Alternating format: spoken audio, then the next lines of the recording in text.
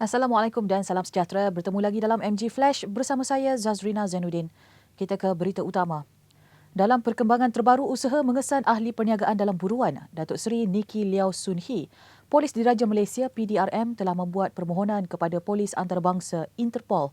Ini kerana terdapat kemungkinan Datuk Seri Niki akan cuba menyusup keluar dari Malaysia, memandangkan dia dikatakan mempunyai rangkaian yang luas. Ketua Polis Johor Datuk Ayub Khan Maidin PC berkata, Datuk Seri Niki juga mempunyai rangkaian dengan agensi, pegawai dan anggota penguatkuasa dengan menggunakan statusnya yang rapat dengan individu berpengaruh. Jadi dia mungkin akan mengambil kesempatan dari rangkaian kerja untuk berlindung atau menyelusup keluar dari Malaysia. Bagaimanapun, kata Datuk Ayub, Polis Johor percaya lelaki berusia 33 tahun itu masih bersembunyi dan berada di sekitar Lembah Kelang. Terdahulu, Ketua Polis Negara Tan Sri Abdul Hamid Badur berkata, polis melumpuhkan kumpulan jenayah terancang geng Niki yang disyaki terlibat dalam jenayah terancang antarabangsa, Macau Scam dan pengubahan wang haram. Seramai 68 orang ditahan dan ratusan ribu ringgit wang tunai serta aset bernilai jutaan ringgit dirampas dalam 70 serbuan di sekitar Selangor dan Lembah Kelang baru-baru ini. Malaysia akan menerima bekalan 3.5 juta dos vaksin COVID-19 jenis CanSino dari China secara berperingkat bermula bulan ini, kata Menteri Kesihatan Datuk Seri Dr. Adham Baba. Perolehan vaksin itu dibuat dalam dua kategori, iaitu produk siap sebanyak 500,000 dos dan selebihnya penghantaran secara pukal untuk diisi dan dibungkuskan oleh syarikat tempatan Solutions Biologics Sendirian Berhad Solbio. Melalui perolehan vaksin CanSino yang merupakan dos tunggal, sejumlah 3.5 juta populasi di negara ini akan mendapat manfaat. Menurut Dr. Adham, vaksin CanSino akan digunakan terutamanya di kawasan pedalaman dan kawasan di mana penerima sukar untuk datang menerima suntikan sebanyak 2 kali seperti vaksin jenis Pfizer-BioNTech dan Sinovac. Vaksin dos tunggal itu juga boleh digunakan untuk vaksinasi warga asing yang berada di Malaysia. Beliau berkata demikian kepada media selepas memeterai perjanjian antara Kementerian Kesihatan KKM dan Solbio untuk mengilang vaksin atau secara fill and finish di Putrajaya. Melalui perjanjian itu, Solbio akan mengendalikan proses pembotolan vaksin sebanyak 3 juta untuk dibekalkan kepada kerajaan. Namun, kata Dr. Adham, syarikat tersebut masih perlu mematuhi semua peraturan berkaitan pendaftaran dengan bahagian Regulatory Farmasi Negara NPRA dan pihak berkuasa kawalan dadah PBKD sebelum boleh melaksanakan pembekalan vaksin. Sekiranya syarikat gagal mendapatkan kelulusan pendaftaran yang diwajibkan, perjanjian tersebut boleh dibatalkan kerana kerajaan menitik beratkan keberkesanan, keselamatan dan kualiti.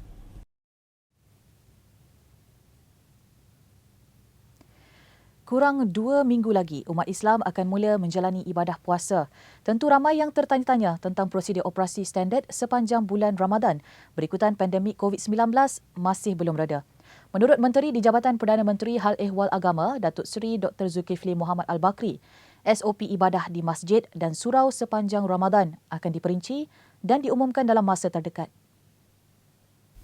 Menurut Datuk Seri Zulkifli, SOP akan diselaraskan oleh Jabatan Agama Islam Wilayah Persekutuan manakala negeri lain ditentukan oleh Majlis Agama Islam negeri masing-masing. Katanya ibadah di bulan Ramadan hampir sama dengan solat-solat lain, justeru mungkin ada sedikit perubahan pada SOP yang akan dilihat dari masa ke semasa. Beliau berkata demikian kepada pemberita selepas merasmikan akaun emas YAPIM, Yayasan Pembangunan Ekonomi Islam Malaysia atau akaun SERI di Ibu Negara hari ini. Sebelum ini, Majlis Keselamatan Negara MKN mengumumkan kebenaran untuk mengadakan solat tarawih di masjid sepanjang bulan Ramadan yang akan bermula 13 April ini. Seterusnya, sedikit perkembangan berita politik. Tiada keputusan dalam Perhimpunan Agung UMNO 2020, PAU 2020 yang mengarahkan Menteri, Timbalan Menteri, Menteri Besar, Exco, pengerusi syarikat berkaitan kerajaan GLC menarik diri daripada jawatan yang dipegang dalam Kerajaan Perikatan Nasional PN.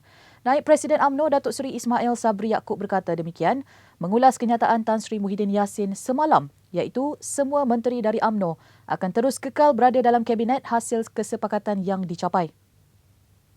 Usul tu very clear. Usul tu jelas. Usul yang kedua di dalam usul iaitu kita terus menyokong kerajaan yang ada pada hari ini sehingga PRU ke-15, dan bila Parlimen dibubarkan kita tidak bekerjasama lagi. Usul ini adalah usul untuk endorse keputusan MT yang lepas.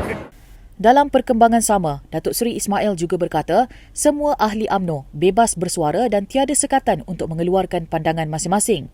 Beliau mengulas kenyataan veteran UMNO yang merangkap ahli Parlimen Padang Rengas, Datuk Seri Mohamed Nazri Abdul Aziz, melabelkan menteri-menteri UMNO yang enggan meletak jawatan sebagai pengecut.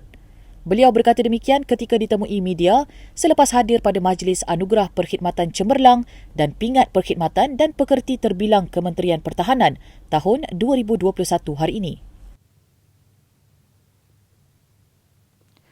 Menyifatkan segala pertuduhan terhadapnya tidak benar dan mempunyai agenda tersendiri, Datuk Tun Faisal Ismail Aziz hari ini hadir sendiri ke Ibu Pejabat UMNO menghantar surat rayuan agar penggantungannya ditarik balik.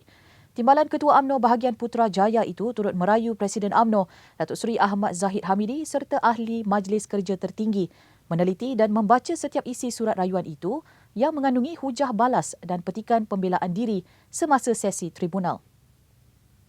Bercakap kepada para wartawan selepas menyerahkan surat rayuan itu, Tun Faisal berkata beliau mahu hak keahliannya termasuk jawatan sebagai Ketua UMNO Cawangan dan timbalan Ketua UMNO bahagian yang dimenangi secara demokrasi yang sihat dikembalikan.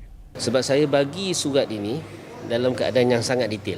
Pertama, surat rayuan sendiri ada excerpt tentang apa hujah balas saya. Kedua, saya juga bagi hujah-hujah balas pembelaan diri saya masa sesi tribunal. Jadi saya sangat-sangat berharap dan saya merayu sangat kepada ahli MKT untuk ambil sedikit masa untuk baca apa yang saya tuliskan. Jadi setidak-tidaknya mereka boleh reverse balik keputusan mengesahkan keputusan lembaga disiplin yang itu. Yang ini yang saya harapkan. Saya percaya gambaran yang salah telah diberikan seolah-olah ini masalah bahagian. Jadi mereka tak perlu campur, tak benar sebenarnya. Dan kedua, soal bahagian. Memang tak payah campur. Tapi soal saya, soal judgement kepada saya perlu dibuat berdasarkan fakta kes. Dan jangan disebabkan ada orang kata ini masalah dalam bahagian, betul lah, itu cerita lain. Mereka tak nak campur, tapi tak nak campur dalam masalah bahagian, bukan dalam masalah judgement. Masalah judgement ni masalah yang mereka kena sahkan. Dan sebab itu saya rayu mereka untuk membaca semula hujah-hujah yang saya berikan. Pada 27 Mac lalu, Tun Faisal yang merupakan bekas pengarah Jabatan Hal Ehwal Khas JASA digantung keahliannya dari UMNO selama 6 tahun. Dan dengan itu, sekian dahulu MG Flash buat masa ini.